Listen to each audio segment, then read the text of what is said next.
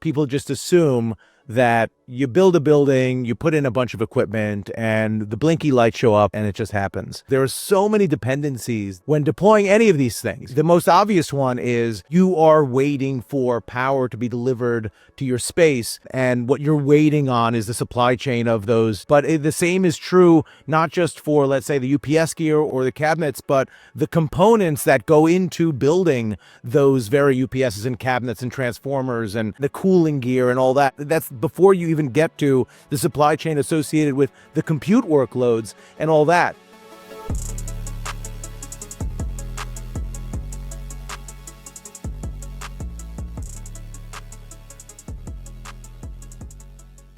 Hello and welcome to Cool Vector Hot Takes. I'm David Snow, your host. And today we're joined by John Wilson, the CFO of Sabey Data Centers, Philbert Shih, founder of Structure Research, Nabeel Mahmood from the Nomad Futurist, as well as a Cool Vector editorial advisor, and another Cool Vector editorial advisor, Philip Koblence from Critical Ventures, also a member of Nomad Futurist. So everyone, welcome to Cool Vector today, and I'm looking forward to delving into a very important topic, which is the supply chain of the global data center business. We're definitely not going to be predicting any political moves. What we are going to do is learn more about what the true nature is, the global nature of the data center supply chain, and talk about what might happen given any number of political directions that this world goes. Let's start with a question for John Wilson from Sabey Data Centers. John, in addition to being the CFO, you were also in charge of procurement. And so you have a unique view on what it takes to get a data center project going here in the US. What do you think investors would be surprised or interested to learn about the supply chain for data centers? One of the things that I think is often overlooked when people think about the data center supply chain is not really just the physical data center itself. It's not really just the servers and racks associated with it. But more and more, when we think about the supply chain, we have to think about the energy and electricity production and the impact that that has on our ability to service the demand that we're seeing in the data center space. So we have to think about not just how do we secure the supply for the labor to build our data centers.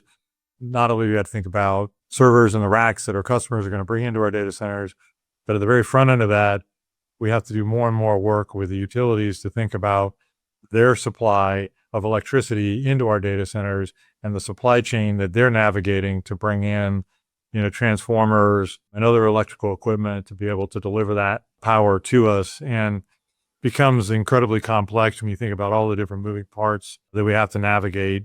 Energy production in the United States has been almost flat for the last 25 years or so. I think it's grown 13% since 2000. As we shift into an era where more and more items are electrified, including data centers, we're asking these utilities to think about their business in a way that they haven't had to think about it in at least 25 years. So that's complicating the supply chain and the overall story that we have as we think about building and constructing the infrastructure for the AI and digital economies. I would not have guessed the answer to the question is the complexity is not just the supply chain, but the supply chain of supply chains. It makes total sense. People just assume that you build a building, you put in a bunch of equipment, and the blinky lights show up, and it just happens. There are so many dependencies when deploying any of these things. The most obvious one is you are waiting for power to be delivered to your space, and what you're waiting on is the supply chain of those power companies. But the same is true not just for, let's say, the UPS gear or the cabinets, but the components that go into building those very UPSs and cabinets and transformers and the cooling gear and all that. And that you don't even get, that's before you even get to the supply chain associated with the compute workloads and all that. The fundamental point that, all of these industries are interrelated, all of them are dependent on factors that, regardless of what our desires are completely outside of our control. What we're trying to do as an industry is under-promise and over-deliver to the extent possible, setting expectations amongst investors, end users, and everyone in between so that you don't have, a construction crew that is waiting at a site that is dependent upon stuff that isn't there, and you end up going over the top on cost overruns by virtue of not effectively communicating expectations up and down the value chain. It's certainly the case that the data center industry is incredibly collaborative. You need so many different forms of expertise and input to get one of these things built. Philbert Shih from Structure Research, what can you tell us about the supply chain feeding into data centers that you think investors would be interested or surprised to learn? They may be very surprised to see how complicated it is. If there is one bit of disruption, as we saw during COVID, there's almost like a cascading effect across, different parts of the supply chain. It's almost like whack-a-mole, right? You might have two of the things figured out, and then if the customer doesn't have chips, doesn't have servers, doesn't have cables, they're not going to be able to set up their infrastructure in the data center. Just one little disruption, and these things are not going to be done on time, at cost. I think the one thing that investors will always be surprised by is that money doesn't solve every problem. It turns out that the money is the easy part, especially when you have the amount of demand that we're seeing in our industry. It is amazingly nuanced, and it's not really just about the investment and the dollar, but about understanding what the realities on the ground are. But as Phil pointed out, this isn't stuff that, even if you're throwing multiple billions of dollars at it, you can solve in an instant. It takes time to recreate these supply chains. It takes time to reshore manufacturing if that's really going to be the long-term solution. These aren't problems that are easily solved in a moment. It takes careful planning. It takes work to find alternatives, and it takes patience, unfortunately, in many cases.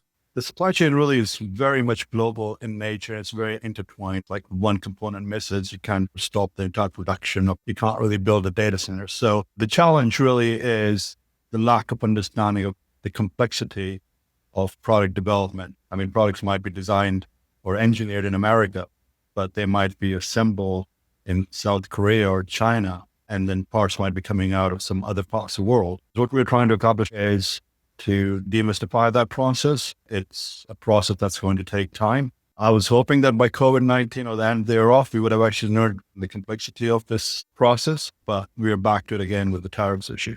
Sounds like COVID-19 was a dress rehearsal for what we're facing now. John, at Sabey Data Centers, I know that the answer to this is there are many parts, but can you think of any particular pieces of equipment that are made outside of the U.S. that are going to be prime disruptors of the process if there becomes some sort of impediment to these parts making it to the U.S.? There are plenty of components that are manufactured in the U.S. I mean, generators are a good example of that, but there's almost nothing that doesn't have some subcomponent or material that isn't sourced globally. What's most impactful, it's the UPS systems, it's the EDCs that we generally bring in from outside of the U.S. So those are the ones that are causing us the most concern in this particular moment in time.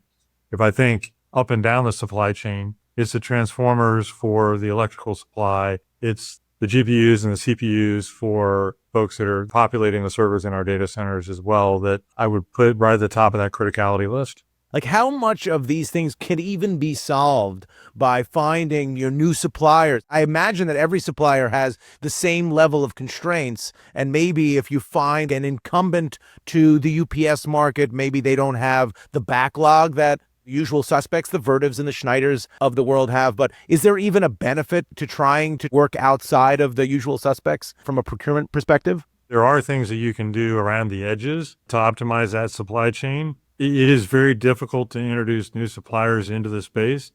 We have done that, but on fairly rare occasions. It's a hard conversation for us to go and talk to a hyperscaler and say, don't worry, your whole system is being backed up by this brand new producer of this piece of critical equipment that's never been tested in a live environment before. How would you feel about being a guinea pig on that? That's not a winning conversation to have until you really do want to focus on those folks who are tried and true and reliable in an industry that's all about reliability and uptime. It's all about planning, working closely with our partnerships, and making those improvements where you can, but they're improvements at the edges rather than fundamental shifts and turnarounds of those supply chain constraints that we're dealing with. As a sector, that mindset needs to change. I mean, the technologies are going to be tested and vetted out. I mean, there are processes, accreditation, certifications that these suppliers will go through. It's a matter of mind change, right? And also, as data centers end up becoming commodities, which is going to happen within the next decade, the resiliency, the uptime shifts, that load shifts from the physical layer to the application stack. So as long as I can get you your data in a timely fashion and I keep the data integrity It's irrelevant who the supplier was. And a simple example really is, do you guys know who manufactures your glow plugs in your vehicle? You don't. Who manufactures the brake pads? Who manufactures the clippers? The guy that's driving a Formula One car does know that. So it's a change in audience, it's changing behavior. And as a sector, I believe where we're at and the rate that we're growing, that mind shift needs to change. Thinking about some of the more specialized vendors that data center operators use. So, for example, Align Data Centers uses a low carbon concrete supplier that's based in Canada. That is a key component to them in their design, in their build, and the carbon footprint that they believe they can deliver to hyperscale and other types of customers who have these kind of stated targets. So that's just kind of one example of how far reaching this could go. If you don't have a certain piece of equipment, how does that impact your design? How does it impact the engineering and the plan that you've done? Are you at the beginning or are you halfway through that? The time to market, your delivery timeline is core to your value proposition. It's make or break in many cases when you're dealing with some of these very large customers, particularly in the hyperscale community. One question that I think is super interesting is whether the supply chain issues, because of the tariff situation in the U.S. particularly, is it going to stifle U.S. development, maybe enhance development in other international markets? I think Sabey is more tied to the U.S. markets, right? You don't have any international developments at this point. Is that right, John? We are a U.S.-based data center provider. And, near term, we have not seen any slowdown in demand at all. I think there was a brief pause immediately after the tariffs were announced. Candidly, we've not seen any slackening in that demand. And there are three tiers that we look at and think about as a business. First is the enterprise platform and what's happening on enterprise scale out. That's growing more slowly than the other vectors, but it is still continuing to grow. Public cloud build out still happening, double-digit CAGR growth in that space as well, which I think a lot of people forget about, right? We talked so much about AI, which certainly is a huge tailwind to our industry and a big driver for a lot of the demand. But there's also a lot of demand on continued build out of the public cloud. And then, of course, lastly is that AI build out and the very rapid acceleration on that. And in particular on the AI side, a real desire for the companies who are pursuing that to continue full speed ahead. The stakes of being second place or third place in the AI build out are pretty significant. And so people have proceeded without really much of a pause. John mentioned from the enterprise through the hyperscalers, through these kind of AI campuses or factories or whatever you want to refer to them as. All of a sudden you have the US, which essentially puts a huge barrier to the imports of a lot of this equipment. Does that then accelerate some of the developments outside that might be able to take advantage of the fact that the US has put up this barrier to some of those imports, and then that excess capacity of equipment can then be reallocated to these international markets? Yeah, I mean, that's a massive question. I mean, it's just yes or no answer, yeah. Philbert. I don't think there's really any, yes or no here. You may see the hyperscale clients that are, busy expanding around the world make decisions based on where the supply chain impact maybe is lessened. It's much more nationalized these days, right? Because once upon a time, you could serve infrastructure from one country to another regionally. The same thing happened here in Canada. Hyperscale was late to this country because a lot of small to mid-sized organizations use US-based cloud services. Once the kind of the issue of data location and privacy, and of course, performance tied into physical location and proximity, you saw that cloud market and the hyperscale market start to take off, and hence the data center market start to really grow in Canada. But sorry, not to get too off topic, but because of that focus on data sovereignty, I think you'll see that both the operators and the hyperscalers are going to be making different kinds of decisions. Some markets are going to be quite difficult if they just can't get the building blocks. I think where we started this conversation was the limitation of energy as it stands within the United States. That's the biggest barrier that we've got. As it entails the products, they can be sourced in other parts of the world. Energy in itself is actually a major inhibitor, whereby that's going to drive a significant amount of development and capital in other markets. And those markets would be Africa, Middle East, and Australasia. And we are seeing a significant amount of investment, particularly from the Saudi Investment Fund and others, developing in those regions. So I do see in the very near future a lot of investment as it entails the data centers and data center build-outs moving into those regions and those parts of the world. Philip Koblence earlier mentioned that, money doesn't solve everything. And yet when there are tariffs and when there are parts in short supply, one way to get things done faster is to pay more. Again, there's limits to it. But in these data center development projects, certainly time is important if an extended timeline eats into the returns of the investors. But how about if parts and equipment just becomes more expensive? How would that change a project? Would certain projects get canceled?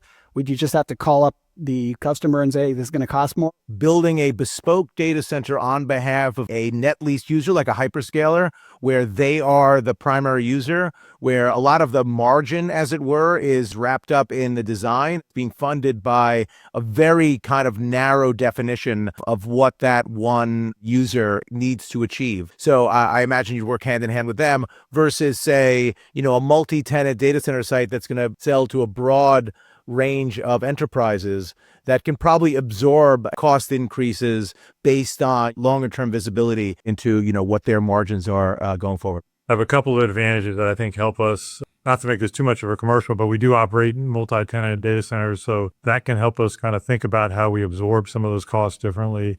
We also have an integrated design and construction arm as part of our operations. And so we can work with them, think through the value engineering piece of it along the way so that we can get those costs down to what we say are an acceptable level. But at the end of the day, it is for us, just as it is for our customers, a question of what is the return on investment? What is the yield that we're getting off of this project? And if those numbers don't pencil where they need to be, then the project doesn't work. We need to either find a different strategy or we need to cancel the project. We're not going to do projects that lose the company money. We're in the middle of the first quarter earnings season, and Meta put out a really interesting adjustment to their CapEx and then some commentary. So they raised their CapEx, but they widened the range. So I think it was like a $4 billion range now, about 7 or 8. And the commentary from management was that this is being done. We have a widened CapEx band to account for cost increases and overruns based on unpredictability related to global supply chains and global trade issues. I think that's already an early sign of where things are headed, at least when it comes to some of the bigger projects that are out there. Once prices go up, do they ever really come back down? Inevitably, the one thing that we know is prices will always go up. Maybe it's the pace at which they go up that might shift a little bit, but the damage, depending on what side of the table you're sitting on, is already done. There's just no scenario that I can foresee where prices come back down or people don't utilize either tariffs or supply chains as a justification to continue to increase costs across the board from the operations of a data center all the way through construction and, deployment. Certainly in the data center space, in the recent years, we've seen not a lot of elasticity on pricing due to the strength of the demand. That being said, a couple of years ago, it looked and felt a little bit differently, and prices were much lower 2.5 years ago than they are today. I guess I don't fully subscribe to once prices are elevated, they will stay elevated forever. I do think that it is much more difficult to decrease prices than it is to increase prices. This upward pressure that we're seeing from the supply chain constraints, now the uncertainty around the tariffs, all of that does add to persistent inflation in the data center market over the long haul. Can any of you, maybe starting with John, think of a scenario that could happen, like a certain key item of equipment or perhaps something on the power provider side that would blow up a project, that would force the leaders of the project to say, guys, we're going to have to mothball this? The most obvious answer to that is the ability to deliver supply. I think we've all seen the news of some of the hyperscalers that have pulled back their demand forecast, allegedly canceling leases, which is a bit of a misnomer. But I think the reality is what's happened there is associated with the delivery of power and that not really coming to fruition or coming to fruition so far out in the future that it no longer becomes worthwhile to pursue that project. So I think that's at the top of the list. And then the other one would be the ability to provide that redundant power, particularly around the generators, and not having those in place would require a very different conversation with our tenants for whatever reason. there was a break in the supply chain and we weren't able to bring generators to our data centers, that'd be a very difficult conversation. Probably would mothball the project in most cases. Part of the reason we spend as much time as we do developing those relationships and monitoring the supply chain so we can be as predictive as we can on the delivery timing. I mean, I've spent a lot of time thinking about the GPU supply. If there were a situation where that gets severely disrupted, a lot of the infrastructure is being built to house and power these chips. The projections are based on these things being available. If you think about, again, where CPUs, GPUs, where a lot of this production takes place in parts of Asia that are very potentially susceptible to some very, shall we say, dangerous geopolitical situations that would have a cascading effect from that part of the world to this one. So what we're talking about is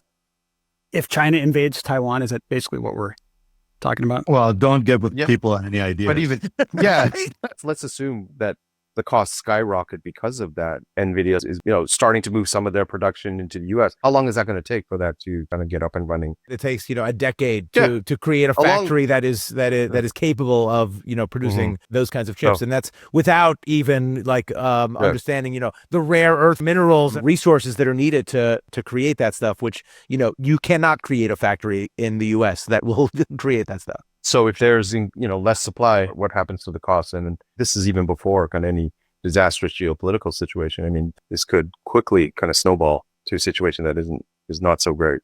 And it's difficult for someone that is building data centers to really understand the nuances of the chip market and what people are doing with those chips and application development. And not to mention, as Philbert mentioned, the geopolitical strife associated with where all of these materials are harvested. It's understanding that entire ecosystem and how dependent on one another they all are. I would just say that it's not just the chip in itself, it's everything else.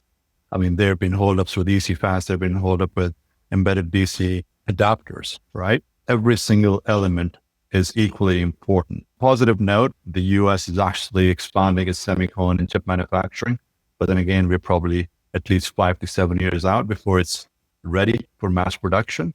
That addresses one piece of the equation, but there's a lot more that's equally important, and we should pay attention to all of it equally. With the tariff situation, what's going on with geopolitical concern, we've got to step up a bit. At 145% tariff increase, we're going to start pricing ourselves out of any new data center design build. John Wilson from Sabey Data Centers, is there any particular indicator or a type of statistic that you're following? I know that Sabey has an in-house engineering and development group. Are you able to look at that dashboard, and what are you following most closely? Definitely a number of indicators we look at to kind of assess the health of the business and the health of our supply chain. Both, we of course look at GDP numbers, you look at consumer spending just to get general sense of overall performance of the economy.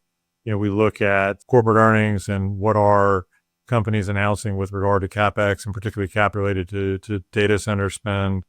And within our own business, we're monitoring very carefully our OpEx per megawatt and our dollars per kilowatt for construction of a data centers. The challenge with a lot of those is any of these indicators are rearward facing. What we're facing with this latest economic shock with the tariffs, we really haven't felt most of the impact of that. Most of the companies that were announcing earnings, most of the economic indicators were all Q1 indicators, right? So they haven't really taken into account what's been happening since April 2nd. And even April 2nd is, I'd say, a false starting point for this analysis, since there was uncertainty. I mean, there's a 90-day pause for some countries, but not for others. It only started the clock ticking when shipments were leaving the ports of origin. And so I think there's still a lot to be figured out as we look at not just I'll say the rearward indicators, but also what's happening in front of us. So give you kind of a perfect example of that. I happened to be flying back into Seattle last night, and the plane flew over the ports, probably the first time in a really long time. The port was empty. There were no ships coming in. That's an impact of goods coming in from Asia, the demand for that really slowing down as a result of these tariffs. So how do we figure out, what are those indicators we're looking at, and how do we ensure that they're giving us the right projection into the future? Candidly, it's a challenge. There are a number of things we're looking at. I don't know that we nor anybody else has a perfect crystal ball, though. What did you learn from the disruption to the supply chain during COVID-19 that you think is applicable to a prediction about what's going to happen given perhaps a tariff disruption to the supply chain?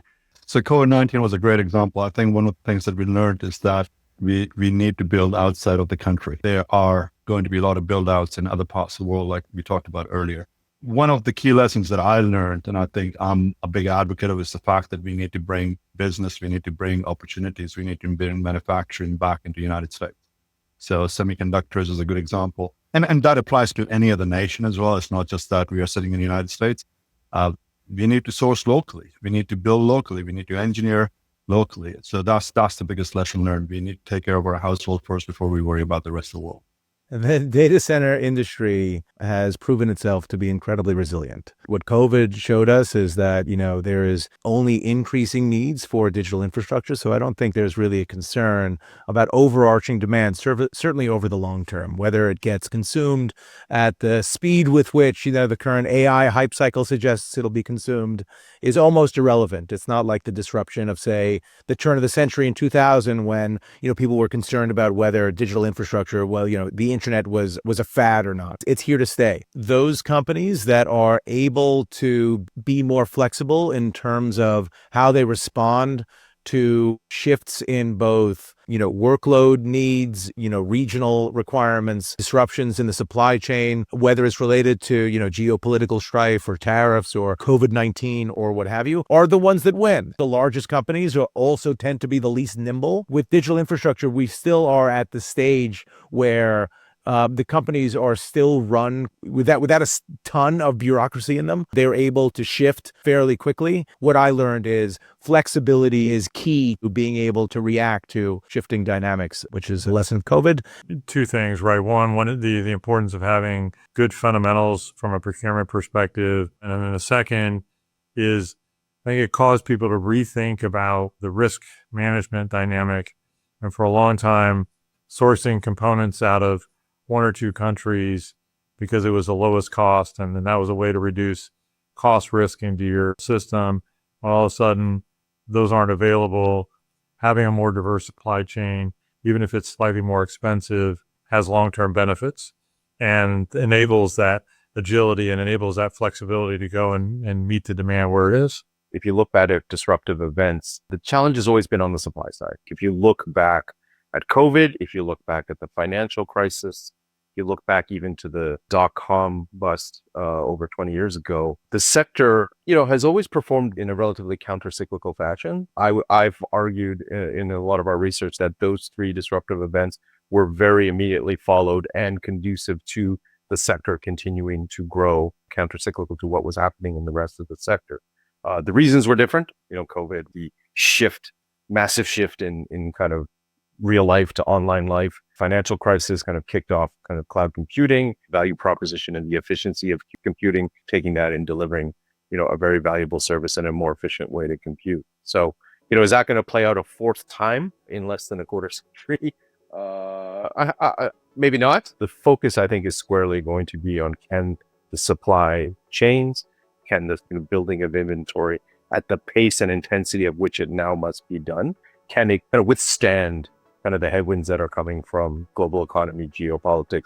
I think we can. The trajectory has always been steady over 2 decades of following this space. In the meantime, if anyone out there has any spare generators or switchgear that they can provide, it's highly needed, right? We'll take all of them that they have, yeah.